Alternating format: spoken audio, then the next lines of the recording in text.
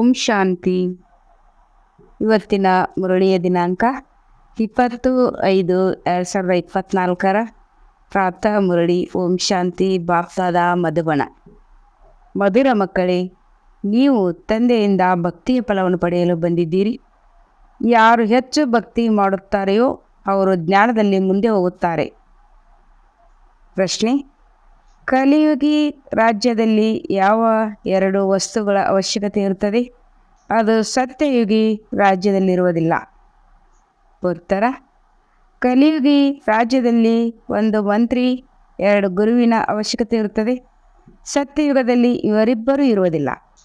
ಅಲ್ಲಿ ಯಾರ ಸಲಹೆಯನ್ನು ಪಡೆಯುವ ಅವಶ್ಯಕತೆ ಇರುವುದಿಲ್ಲ, ಏಕೆಂದರೆ ಸತ್ಯಯುಗಿ ರಾಜ್ಯವು ತಂದೆಯ ಶ್ರೀಮತದಂತೆ ಸ್ಥಾಪನೆಯಾಗುತ್ತದೆ. ಆ ಶ್ರೀಮತವು 21 ಜನ್ಮಗಳವರೆಗೆ ನಡೆಯುತ್ತದೆ ಹಾಗೂ ಎಲ್ಲರೂ ಸದ್ಗತಿಯಲ್ಲಿರುತ್ತಾರೆ. ಆದ್ದರಿಂದ ಗುರುವಿನ ಅವಶ್ಯಕತೆ ಇರುವುದಿಲ್ಲ. ಓಂ ಶಾಂತಿ. ಓಂ ಶಾಂತಿಯ ಅರ್ಥವೇನಾಗಿದೆ? ಸ್ವಧರ್ಮದಲ್ಲಿ ಕುಳಿತುಕೊಳ್ಳಿ ಅಥವಾ ತಮ್ಮನ್ನು ಆತ್ಮನೆಂದು ತಿಳಿದು ಶಾಂತಿಯಲ್ಲಿ ಕುಳಿತುಕೊಳ್ಳಿ. ಇದನ್ನು ಸ್ವಧರ್ಮದಲ್ಲಿ ಕುಳಿತುಕೊಳ್ಳುವುದು ಎಂದು ಕರೆಯಲಾಗುವುದು. ಭಗವಾನ್ ವಾಚ್: ಸ್ವಧರ್ಮದಲ್ಲಿ ಕುಳಿತುಕೊಳ್ಳಿ. ನಿಮ್ಮ ತಂದೆಯು ಕುಳಿತು ನಿಮಗೆ ಓದಿಸುತ್ತಿದ್ದಾರೆ. ಬೆಹದ್ದಿನ ತಂದೆಯು ಬೆಹದ್ದಿನ ವಿದ್ಯೆಯನ್ನು ಓದಿಸುತ್ತಿದ್ದಾರೆ, ಏಕೆಂದರೆ ತಂದೆಯು ಬೆಹದ್ದಿನ ಸುಖವನ್ನು ಕೊಡುವವರಾಗಿದ್ದಾರೆ. ವಿದ್ಯೆಯಿಂದ ಸುಖ ಸಿಗುತ್ತದೆ ಅಲ್ಲವೇ? ಸದಾ ತಂದೆಯು ಹೇಳುತ್ತಾರೆ, ತಮ್ಮನ್ನು ಆತ್ಮನೆಂದು ತಿಳಿದುಕೊಳ್ಳಿ. ಬೆಹದ್ದಿನ ತಂದೆಯು ನಿಮ್ಮನ್ನು ವಜ್ರ ಸಮಾನರನ್ನಾಗಿ ಮಾಡಲು ಬಂದಿದ್ದಾರೆ.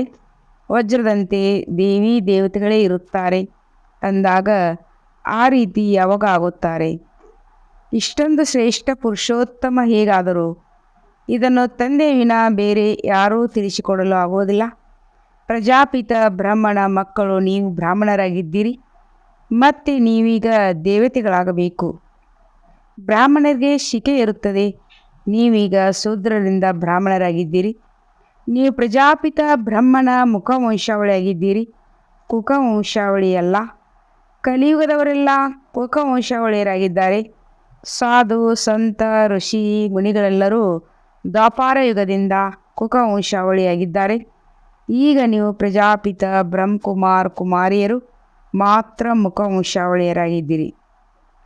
ಇದು ದೇವತೆಗಳಿಗಿಂತಲೂ ಉತ್ತಮ ಸರ್ವೋತ್ತಮ ಕುಲವಾಗಿದೆ, ಏಕೆಂದರೆ ನಿಮಗೆ ಓದಿಸುವವರು ಮನುಷ್ಯರಿಂದ ದೇವತೆಗಳನ್ನಾಗಿ ಮಾಡಲು ತಂದೆ ಬಂದಿದ್ದಾರೆ. ತಂದೆಯು ಮಕ್ಕಳಿಗೆ ಕುಳಿತು ತಿಳಿಸುತ್ತಾರೆ, ಯಾರು ಭಕ್ತಿ ಮಾರ್ಗದಲ್ಲಿರುತ್ತಾರೆಯೋ ಅವರು ಬರುವುದಿಲ್ಲ, ಜ್ಞಾನ ಮಾರ್ಗದವರು ಬರುತ್ತಾರೆ. ನೀವಿಲ್ಲಿ ಬೆಹದ್ದಿನ ತಂದೆಯಿಂದ ಭಕ್ತಿಯ ಫಲವನ್ನು ತೆಗೆದುಕೊಳ್ಳಲು ಬಂದುತ್ತೀರಿ. ಈಗ ಭಕ್ತಿಯ ಫಲವನ್ನು ಯಾರು ಪಡೆಯುತ್ತಾರೆ? ಯಾರು ಎಲ್ಲರಿಗಿಂತ ಹೆಚ್ಚು ಭಕ್ತಿ ಮಾಡುತ್ತಾರೆಯೋ ಅವರೇ ಕಲ್ಲಿನಿಂದ ಪಾರಸ್ ಬುದ್ಧಿಯವರಾಗುತ್ತಾರೆ. ಅವರೇ ಬಂದು ಜ್ಞಾನವನ್ನು ಪಡೆಯುತ್ತಾರೆ, ಏಕೆಂದರೆ ಭಕ್ತಿಯ ಫಲವನ್ನು ಭಗವಂತನೇ ಬಂದು ಕೊಡಬೇಕು. ಇದು ಬಹಳ ಚೆನ್ನಾಗಿ ತಿಳಿದುಕೊಳ್ಳುವ ಮಾತಾಗಿದೆ. ಈಗ ನೀವು ಕಲಿಯುಗಗಳಿಂದ ಸತ್ಯಯುಗಿ, ವಿಕಾರಗಳಿಂದ ನಿರ್ವಿಕಾರಿಗಾಗುತ್ತೀರಿ ಅಥವಾ ಪುರುಷೋತ್ತಮರಾಗುತ್ತೀರಿ. ನೀವು ಇಂಥ ಲಕ್ಷ್ಮೀನಾರಾಯಣರಾಗಲು ಬಂದಿದ್ದೀರಿ. ಇವರು ಭಗವಾನ್ ಭಗವತಿಯಾಗಿರುವುದರಿಂದ ಇವರಿಗೆ ಭಗವಂತನೇ ಓದಿಸುತ್ತಾರೆ. ಭಗವಾನ್ ವಾಚ್: ಆದರೆ ಭಗವಂತನೆಂದು ಯಾರಿಗೆ ಕರೆಯಲಾಗುವುದು?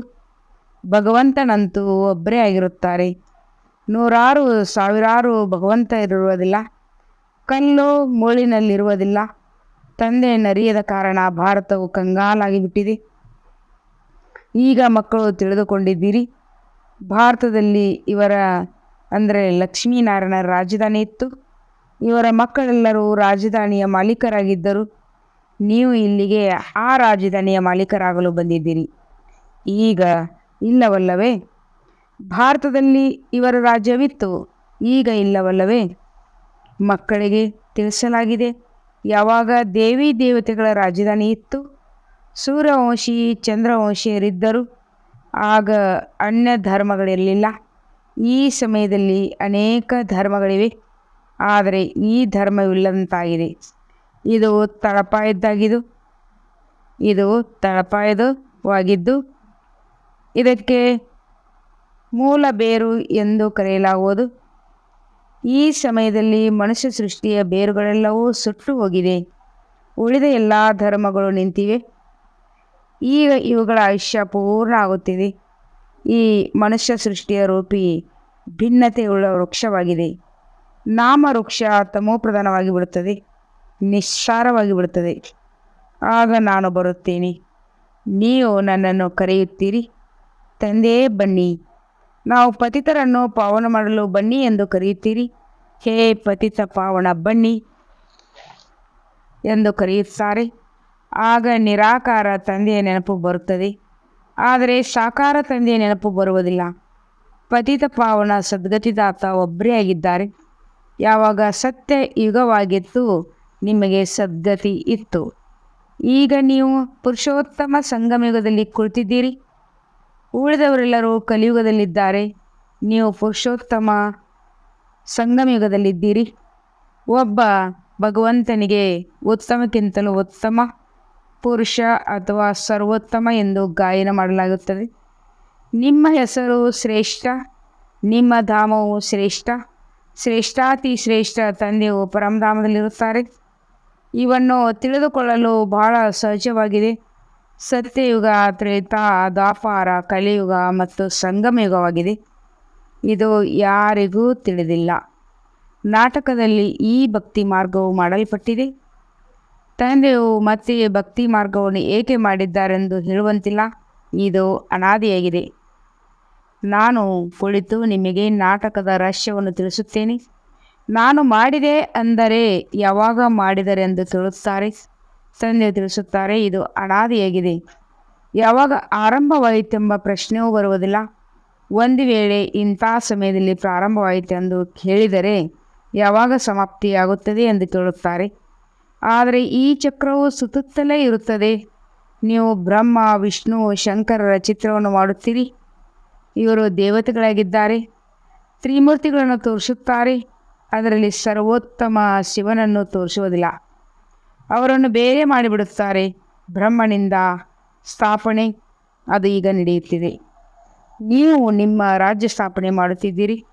ರಾಜಧಾನಿಯಲ್ಲಿ ಎಲ್ಲ ರೀತಿಯ ಪದಗಳಿರ್ತವೆ. ಅಧ್ಯಕ್ಷ, ರಾಷ್ಟ್ರಾಧ್ಯಕ್ಷ, ಪ್ರಧಾನಮಂತ್ರಿ, ಮುಖ್ಯಮಂತ್ರಿ ಎಲ್ಲರೂ ಇರುತ್ತಾರೆ. ಇವರೆಲ್ಲರೂ ಸಲಹೆ ಕೊಡಲು ಇರುತ್ತಾರೆ. ಸತ್ಯಯುಗದಲ್ಲಿ ಸಲಹೆ ಕೊಡಲು ಯಾರೂ ಬೇಕಾಗುವುದಿಲ್ಲ. ಈಗ ನಿಮಗೆ ಸಲಹೆ ಅಥವಾ ಶ್ರೀಮತ ಸಿಗುತ್ತದೆ. ಇದೇ ಅವಿನಾಶಿಯಾಗಿ ಬಿಡುತ್ತದೆ. ಈಗ ಎಷ್ಟೊಂದು ಜನ ಸಲಹೆಗಾರರಿದ್ದಾರೆ. ಭಾಳಷ್ಟು ಮಂದಿ ಇದ್ದಾರೆ. ಹಣವನ್ನು ಖರ್ಚು ಮಾಡಿ ಸಲಹೆ ಕೊಡಲು ಮಂತ್ರಿ ಆಗುತ್ತಾರೆ. ಸರ್ಕಾರವೇ ಹೇಳುತ್ತದೆ, ಇವರು ಲಂಚ ತಿನ್ನುವವರಾಗಿದ್ದಾರೆ. ಇದು ಕಲಿಯುಗವಾಗಿದೆ. ಆದರೆ ಇಲ್ಲಿ ಈ ರೀತಿ ನಡೆಯುವುದಿಲ್ಲ. ಅಲ್ಲಿ ಮಂತ್ರಿಯ ಅವಶ್ಯಕತೆ ಇರುವುದಿಲ್ಲ. ಸತ್ಯಯುಗದಲ್ಲಿ ಗುರು ಮಂತ್ರಿ ಇರುವುದಿಲ್ಲ. ಈಗ ನಿಮಗೆ ಅವಿನಾಶಿಯಾಗಿ 21 ಜನ್ಮಗಳಿಗಾಗಿ ಶ್ರೀಮತವು ಸಿಗುತ್ತದೆ. ವೃದ್ಧರಾದ ನಂತರ ಚಿಕ್ಕ ಮಗುವಾಗುತ್ತೀರಿ. ಹೇಗೆ ಸರ್ಪವು ಒಂದು ಪರೆಯನ್ನು ಬಿಟ್ಟು ಇನ್ನೊಂದನ್ನು ಪಡೆಯುತ್ತದೆ. ಪ್ರಾಣಿಗಳ ಉದಾಹರಣೆಯನ್ನು ಕೊಡಲಾಗುತ್ತದೆ. ಮನುಷ್ಯರಲ್ಲಿ ಸ್ವಲ್ಪವೂ ಬುದ್ಧಿ ಇಲ್ಲ, ಏಕೆಂದರೆ ಕಲ್ಲು ಬುದ್ಧಿಯವರಾಗಿದ್ದಾರೆ. ತಂದೆಯು ತಿಳಿಸುತ್ತಾರೆ, ಮಧುರಾತಿ ಮಧುರ ಮಕ್ಕಳೇ, ನೀವು ಬ್ರಾಹ್ಮಣಿಯರಾಗಿದ್ದೀರಿ. ನೀವು ಕೊಳಕು ವಸ್ತ್ರವನ್ನು ಸ್ವಚ್ಛ ಮಾಡುವರೆಂದು ಗ್ರಂಥದಲ್ಲಿಯೂ ಕೇಳುತ್ತಾ ಓದುತ್ತಾ ಬಂದಿದ್ದೀರಿ. ಭಗವಂತನನ್ನು ಕರೆಯುತ್ತಾರೆ, ಬಂದು ಆತ್ಮರೂಪಿ ಅಶುದ್ಧ ವಸ್ತ್ರವನ್ನು ಸ್ವಚ್ಛ ಮಾಡು ಎಂದು ಕರೆಯುತ್ತಾರೆ. ನಾವೆಲ್ಲ ಆತ್ಮರ ತಂದೆ, ಬಂದು ನಮ್ಮ ವಸ್ತ್ರವನ್ನು ಸ್ವಚ್ಛ ಮಾಡು. ಶರೀರವನ್ನು ತೊಳೆಯುವುದಲ್ಲ, ಆತ್ಮವನ್ನು ಸ್ವಚ್ಛ ಮಾಡಬೇಕು. ಏಕೆಂದರೆ ಆತ್ಮವೇ ಪತಿತವಾಗಿದೆ. ಪತಿತ ಆತ್ಮರನ್ನು ಬಂದು ಪಾವನ ಮಾಡು. ಆಗ ತಂದೆಯು ಮಕ್ಕಳಿಗೆ ತಿಳಿಸುತ್ತಾರೆ, ಮಧುರಾತಿ ಮಧುರ ಮಕ್ಕಳೇ, ನಾನು ಇಲ್ಲಿ ಬರಬೇಕಾಗುತ್ತದೆ. ನಾನು ಜ್ಞಾನಸಾಗರನಾಗಿದ್ದೇನೆ, ಪವಿತ್ರತೆಯ ಸಾಗರನಾಗಿದ್ದೇನೆ. ನೀವು ಬೇಹದ್ದಿನ ತಂದೆಯಿಂದ ಆಸ್ತಿಯನ್ನು ಪಡೆಯುತ್ತೀರಿ. ಹದ್ದಿನ ತಂದೆಯಿಂದ ಹದ್ದಿನ ಆಸ್ತಿಯನ್ನು ಪಡೆಯುತ್ತೀರಿ. ಹದ್ದಿನ ಆಸ್ತಿಯಲ್ಲಿ ಬಹಳ ದುಃಖವಿದೆ. ಆದ್ದರಿಂದ ತಂದೆಯನ್ನು ನೆನಪು ಮಾಡುತ್ತಾರೆ. ಅಪಾರ ದುಃಖವಿದೆ. ತಂದೆಯು ತಿಳಿಸುತ್ತಿದ್ದಾರೆ, ಈ ಪಂಚವಿಕಾರಗಳೆಂಬ ರಾವಣನು ನಿಮ್ಮ ಅತೀ ದೊಡ್ಡ ಶತ್ರುವಾಗಿದ್ದಾನೆ. ಇದೇ ನಿಮ್ಮ ಆದಿ ಮಧ್ಯ ಅಂತ್ಯ ದುಃಖ ಕೊಡುತ್ತದೆ. ಹೇ ಮಕ್ಕಳೇ, ಈ ಒಂದು ಜನ್ಮದಲ್ಲಿ ಬ್ರಾಹ್ಮಣರಾಗಿ ಕಾಮವಿಕಾರದ ಮೇಲೆ ವಿಜಯಗಳಾದರೆ ಜಗಜ್ಜೀತರಾಗುತ್ತೀರಿ. ನೀವು ದೇವತೆಗಳಾಗಲು ಪವಿತ್ರತೆಯನ್ನು ಧಾರಣೆ ಮಾಡುತ್ತೀರಿ. ನೀವು ಆದಿಸನಾತನ ದೇವಿ ದೇವತಾ ಧರ್ಮದ ಸ್ಥಾಪನೆ ಮಾಡಲು ಬಂದಿದ್ದೀರಿ. ಇದು ಪುರುಷೋತ್ತಮ ಸಂಗಮಯುಗವಾಗಿದೆ. ಇದರಲ್ಲಿ ಪುರುಷಾರ್ಥ ಮಾಡಿ ಪುರುಷೋತ್ತಮರಾಗಬೇಕು. ಕಲ್ಪದ ಹಿಂದೆ ಯಾರು ಸೂರ್ಯವಂಶಿ ಚಂದ್ರವಂಶಿ ಪಾವನರಾಗಿದ್ದರು ಅವರೇ ಅವಶ್ಯವಾಗಿ ನಂತರ ಆಗುತ್ತಾರೆ. ಆದರೆ ಅದರಲ್ಲಿ ಸಮಯವಂತೂ ಹಿಡಿಸುತ್ತದೆ. ತಂದೆಯು ಬಹಳ ಸಹಜವಾಗಿ ಉಪಾಯವನ್ನು ತಿಳಿಸುತ್ತಾರೆ. ಈಗ ನೀವು ತಂದೆಗೆ ಮಕ್ಕಳಂತೂ ಆಗಿದ್ದೀರಿ. ಇಲ್ಲಿಗೆ ನೀವು ಯಾರ ಬಳಿ ಬಂದಿದ್ದೀರಿ? ಅವರು ನಿರಾಕಾರ ತಂದೆಯಾಗಿದ್ದಾರೆ. ಅವರು ಈ ಬ್ರಹ್ಮ ಶರೀರವನ್ನು ಲೋನ್ ತೆಗೆದುಕೊಂಡಿದ್ದಾರೆ. ಸ್ವಯಂ ತಂದೆಯೇ ತಿಳಿಸುತ್ತಾರೆ, ಇದಾಗಿದೆ ಅನೇಕ ಜನ್ಮಗಳ ಅಂತ್ಯದಲ್ಲಿಯೂ ಅಂತ್ಯ ಜನ್ಮವಾಗಿದೆ. ಇದು ಎಲ್ಲದಕ್ಕಿಂತಲೂ ಹಳೆಯ ಶರೀರವಾಗಿದೆ. ನಾನು ಹಳೆಯ ರಾವಣನ ಅಸುರಿ ಪ್ರಪಂಚದಲ್ಲಿ ಬರುತ್ತೇನೆ. ಹಾಗೂ ಯಾರು ತಮ್ಮ ಜನ್ಮಗಳನ್ನು ತಿಳಿದುಕೊಂಡಿಲ್ಲವೋ ಅವರ ಶರೀರದಲ್ಲಿ ಬರುತ್ತೇನೆ. ಇದು ಅನೇಕ ಜನ್ಮಗಳ ಅಂತಿಮ ಜನ್ಮವಾಗಿದೆ. ಯಾವಾಗ ಅವರ ವಾನಪ್ರಸ್ಥ ಸ್ಥಿತಿಯಾಗುತ್ತದೆ ಆಗ ನಾನು ಪ್ರವೇಶ ಮಾಡುತ್ತೇನೆ. ಸಾಮಾನ್ಯವಾಗಿ ವಾನಪ್ರಸ್ಥ ಸ್ಥಿತಿಯನ್ನು ಜೀವನದಲ್ಲಿ ಗುರುಗಳನ್ನು ಮಾಡಿಕೊಂಡಿರುತ್ತಾರೆ. ಸಾಮಾನ್ಯವಾಗಿ ವಾನಪ್ರಸ್ಥ ಜೀವನದಲ್ಲಿ ಗುರುಗಳನ್ನು ಮಾಡಿಕೊಳ್ಳುತ್ತಾರೆ. 60 ಆಯಿತೆಂದರೆ ಉರುಗೋಲು ಬರುತ್ತದೆ ಎಂದು ಹೇಳಲಾಗುತ್ತದೆ ಅಲ್ವೇ. ಮನೆಯಲ್ಲಿದ್ದಾಗ ಮಕ್ಕಳಿಂದ ತೊಂದರೆಯಾಗುತ್ತದೆ. ಆದ್ದರಿಂದ ಮನೆ ಬಿಟ್ಟು ಹೋಗುತ್ತಾರೆ. ಮಕ್ಕಳು ಸಹ ತಂದೆಗೆ ಪಡೆಯುವುದರಲ್ಲಿ ತಡ ಮಾಡುವುದಿಲ್ಲ. ಇವರು ಯಾವಾಗ ಸಾಯುತ್ತಾರೆ, ನಮಗೆ ಹಣ ಸಿಗುತ್ತದೆ ಎಂದು ಹೇಳುತ್ತಾರೆ. ಬಹಳ ವಾನಪ್ರಸ್ಥ ಸ್ಥಿತಿಗಳ ಸತ್ಸಂಗ ನಡೆಯುತ್ತದೆ. ಸರ್ವರ ಸದ್ಗತಿದಾತ ಒಬ್ಬರೇ ಆಗಿದ್ದಾರೆ. ಅವರು ಸಂಗಮಯುಗದಲ್ಲಿ ಬರುತ್ತಾರೆಂದು ನೀವು ತಿಳಿದುಕೊಂಡಿದ್ದೀರಿ.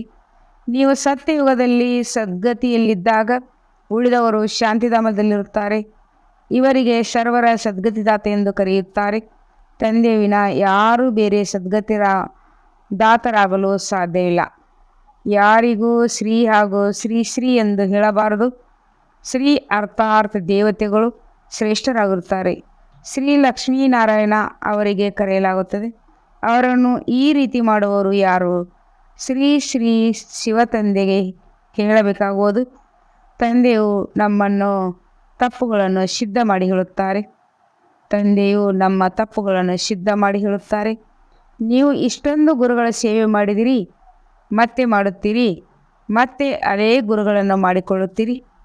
ಚಕ್ರವು ಹಾಗೆಯೇ ಪುನರಾವರ್ತನೆ ಆಗುತ್ತದೆ. ನೀವು ಸ್ವರ್ಗದಲ್ಲಿದ್ದಾಗ ಅದು ಸುಖಧಾಮವಾಗಿರುತ್ತದೆ. ಪವಿತ್ರತೆಯ ಸುಖ ಶಾಂತಿಯೆಲ್ಲವೂ ಇರುತ್ತದೆ. ಅಲ್ಲಿ ಕಲಹ ಜಗಳ ಇರುವುದೇ ಇಲ್ಲ.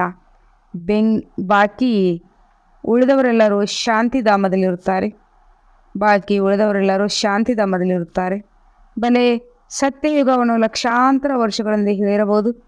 ಆದರೆ ತಂದೆಯು ತಿಳಿಸುತ್ತಾರೆ, ಅದು ಲಕ್ಷಾಂತರ ವರ್ಷಗಳ ಮಾತಿಲ್ಲ, ಇದು 5000 ವರ್ಷಗಳ ಮಾತಾಗಿದೆ. ತಂದೆಯು ಮನುಷ್ಯರಿಗೆ 84 ಜನ್ಮಗಳ ಮಾತ್ರವೆಂದು ತಿಳಿಸುತ್ತಾರೆ. ಇದು ಸಹ ನಾಟಕವು ಮಾಡಲ್ಪಟ್ಟಿದೆ. ಪಾತ್ರಧಾರಿಗಳಾಗಿದ್ದು ನಾಟಕದ ರಚಯಿತ, ನಿರ್ದೇಶಕ, ಮುಖ್ಯ ಪಾತ್ರಧಾರಿಗಳು ಯಾರೆಂದು ತಿಳಿಯದೇ ಇದ್ದಾಗ ಅಂಥವರಿಗೆ ಏನು ಹೇಳಲಾಗುವುದು? ತಂದೆಯು ತಿಳಿಸುತ್ತಾರೆ, ಈ ಬೇಹದ್ದಿನ ನಾಟಕವನ್ನು ಮನುಷ್ಯರು ಯಾರೂ ತಿಳಿದುಕೊಂಡಿಲ್ಲ. ತಂದೆಯೇ ಬಂದು ತಿಳಿಸುತ್ತಾರೆ, ಇದು ನಾಟಕವಾಗಿದೆ. ನಾವು ಶರೀರವನ್ನು ಪಡೆದು ಪಾತ್ರವನ್ನು ಅಭಿನಯಿಸುತ್ತೇವೆ ಎಂದು ಹೇಳುತ್ತಾರೆ. ಆದರೆ ನಾಟಕದಲ್ಲಿ ಮುಖ್ಯ ಪಾತ್ರಧಾರಿಗಳು ಯಾರು ತಿಳಿಸಿಕೊಡಲು ಸಾಧ್ಯವಿಲ್ಲ. ಈಗ ನೀವು ಮಕ್ಕಳು ತಿಳಿದುಕೊಂಡಿದ್ದೀರಿ. ಈ ಬೇಹದ್ದಿನ ನಾಟಕವು ಏನಿನ ರೀತಿ ನಡೆಯುತ್ತದೆ? ಟಿಕ್ ಟಿಕ್ ಎಂದು ನಡೀತಿರುತ್ತದೆ. ಮುಖ್ಯ ಶ್ರೇಷ್ಠಾತಿ ಶ್ರೇಷ್ಠ ತಂದೆಯಾಗಿದ್ದಾರೆ. ಅವರೇ ಬಂದು ತಿಳಿಸುತ್ತಾರೆ ಹಾಗೂ ಸರ್ವರ ಸದ್ಗತಿದಾತ ಮಾಡುತ್ತಾರೆ. ಸತ್ಯಯುಗದಲ್ಲಿ ಬೇರೆ ಯಾರೂ ಇರುವುದಿಲ್ಲ. ಬಹಳ ಕಡಿಮೆ ಜನಸಂಖ್ಯೆ ಇರುತ್ತದೆ. ಆ ಕಡಿಮೆ ಇರುವವರೇ ಎಲ್ಲದಕ್ಕಿಂತ ಹೆಚ್ಚು ಭಕ್ತಿ ಮಾಡಿರುತ್ತಾರೆ. ನಿಮ್ಮ ಬಳಿ ಪ್ರದರ್ಶನ ಅಥವಾ ಮ್ಯೂಸಿಯಂಗೆ ಬಹಳ ಭಕ್ತಿ ಮಾಡಿರುವವರೇ ಬರುತ್ತಾರೆ. ಒಬ್ಬ ಶಿವನ ಭಕ್ತಿ ಮಾಡುವುದನ್ನು ಅವ್ಯಭಿಚಾರಿ ಭಕ್ತಿ ಎಂದು ಕರೆಯಲಾಗುವುದು. ನಂತರ ಅನೇಕರ ಭಕ್ತಿ ಮಾಡುತ್ತಾ ವ್ಯಭಿಚಾರಿಗಳಾಗುತ್ತಾರೆ. ಈಗಂತೂ ಸಂಪೂರ್ಣ ತಮೋಪ್ರಧಾನ ಭಕ್ತಿಯಾಗಿದೆ. ಮೊದಲು ಸತೋಪ್ರಧಾನ ಭಕ್ತಿ ಇತ್ತು, ನಂತರ ಏನು ಇಳಿಯುತ್ತಾ ತಮೋಪ್ರಧಾನವಾಗಿ ಬಿಟ್ಟಿದ್ದಾರೆ. ಇಂಥ ಸ್ಥಿತಿ ಬಂದಾಗ ತಂದೆಯು ಎಲ್ಲರನ್ನೂ ಸತೋಪ್ರಧಾನ ಮಾಡಲು ಬರುತ್ತಾರೆ. ಈ ಭೇದಿನ ನಾಟಕವನ್ನು ನೀವೀಗ ತಿಳಿದುಕೊಂಡಿದ್ದೀರಿ, ಒಳ್ಳೆಯದು. ಮಧುರಾತಿ ಮಧುರ ಅಗಲಿ ಹೋಗಿ ಮರಳಿ ಸಿಕ್ಕಿರುವ ಮಕ್ಕಳ ಪ್ರತಿ ಮಾತ್ಪಿತಾ ಬಾಪ್ತಾದರವರ ನೆನಪು, ಪ್ರೀತಿ ಹಾಗೂ ಸುಪ್ರಭಾತ. ಆತ್ಮಿಕ ಮಕ್ಕಳಿಗೆ ಆತ್ಮಿಕ ತಂದೆಯೇ ನಮಸ್ತೆ. हम रूहानी बच्चों की रूहानी बाप दादा को याद, प्यार और गुड ಮಾರ್ನಿಂಗ್. ನಮಸ್ತೆ ನಮಸ್ತೆ ನಮಸ್ತೆ. ಧಾರಣೆಗಾಗಿ ಮುಖ್ಯ ಸಾರ. 1ನೇ ಪಾಯಿಂಟ್, ಬೇಹದ್ದಿನ ತಂದೆಯಿಂದ ಬೇಹದ್ದಿನ ಆಸ್ತಿಯನ್ನು ತೆಗೆದುಕೊಳ್ಳಲು ಅವಶ್ಯವಾಗಿ ಪಾವನಾಗಬೇಕು. ಈಗ ಪವಿತ್ರತೆಯ ಆಸ್ತಿಯನ್ನು ತೆಗೆದುಕೊಳ್ಳಿ, ಅರ್ಥಾತ್ ಕಾಮ್ಜೀತರಾಗಿ, ಆಗ ಜಗಜ್ಜೀತರಾಗುತ್ತೀರಿ. 2ನೇ ಪಾಯಿಂಟ್, ಬೇಹದ್ದಿನ ತಂದೆಯಿಂದ ವಿದ್ಯೆಯನ್ನು ಓದಿ ಸ್ವಯಂ ಅನ್ನು ಕವಡಿಯಿಂದ ವಜ್ರದಂತೆ ಮಾಡಿಕೊಳ್ಳಬೇಕು. ಬೇಹದ್ದಿನ ಸುಖವನ್ನು ಪಡೆಯಬೇಕಾಗಿದೆ. ಮನುಷ್ಯರಿಂದ ದೇವತೆಯನ್ನಾಗಿ ಮಾಡುವ ತಂದೆಯು ಈಗ ನಮ್ಮ ಸಮ್ಮುಖದಲ್ಲಿದ್ದಾರೆ. ಇದು ನಮ್ಮ ಸರ್ವೋತ್ತಮ ಬ್ರಾಹ್ಮಣ ಕುಲವಾಗಿದೆ ಎಂಬ ನಶೆ ಇರಬೇಕು. ವರದಾನ: ಜ್ಞಾನ ಸಂಪನ್ನ ದಾತ ಆಗಿ ಸರ್ವ ಆತ್ಮಗಳ ಪ್ರತಿ ಶುಭಚಿಂತಕರಾಗುವಂತಹ ಶ್ರೇಷ್ಠ ಸೇವಾಧಾರಿ ಭವ. ಶುಭಚಿಂತಕರಾಗುವ ವಿಶೇಷ ಆಧಾರ ಶುಭಚಿಂತನೆಯಾಗಿದೆ. ಯಾರು ವ್ಯರ್ಥ ಚಿಂತನೆ ಅಥವಾ ಪರಚಿಂತನೆ ಮಾಡುತ್ತಾರೆ ಅವರು ಶುಭಚಿಂತಕರಾಗಲು ಸಾಧ್ಯವಿಲ್ಲ. ಶುಭಚಿಂತಕ ಮಣಿಗಳ ಬಳಿ ಶುಭಚಿಂತನೆಯ ಶಕ್ತಿಶಾಲಿ ಖಜಾನೆ ಸದಾ ಸಂಪನ್ನರಾಗಿರುತ್ತಾರೆ. ಭರ್ಪೂರಾಗಿರುವ ಕಾರಣವೇ ಅನ್ಯರ ಪ್ರತಿ ಶುಭಚಿಂತಕರಾಗುತ್ತಾರೆ. ಶುಭಚಿಂತಕ ಅರ್ಥಾತ್ ಸರ್ವಜ್ಞಾನ ರತ್ನಗಳಿಂದ ಸಂಪನ್ನ. ಇಂಥ ಜ್ಞಾನ ಸಂಪನ್ನ ದಾತ ಆಗಿರುವವರೇ ನಡೆಯುತ್ತಾ ತಿರುಗಾಡುತ್ತಾ ಪ್ರತಿಯೊಬ್ಬರ ಸೇವೆ ಮಾಡುತ್ತಾ ಶ್ರೇಷ್ಠ ಸೇವಾಧಾರಿಯಾಗಿ ಬಿಡುತ್ತಾರೆ. ಸ್ಲೋಗನ್ ಆಗಿದೆ: ವಿಶ್ವರಾಜ್ಯ ಅಧಿಕಾರಿಗಳಾಗಬೇಕಾದರೆ ವಿಶ್ವ ಪರಿವರ್ತನೆಯ ಕಾರ್ಯದಲ್ಲಿ ನಿಮಿತ್ತರಾಗಿ. ವಿಶ್ವರಾಜ್ಯ ಅಧಿಕಾರಿಗಳಾಗಬೇಕಾದರೆ ವಿಶ್ವ ಪರಿವರ್ತನೆಯ ಕಾರ್ಯದಲ್ಲಿ ನಿಮಿತ್ತರಾಗಿರಿ. ಇವತ್ತಿನ ಸಮಾನಾಗಿದೆ: ನಾನು ಆತ್ಮ ಸಂತುಷ್ಟಮಣಿ ಆಗಿದ್ದೇನೆ. ನಾನು ಆತ್ಮ ಸಂತುಷ್ಟಮಣಿ ಆಗಿದ್ದೇನೆ. ಓಂ ಶಾಂತಿ.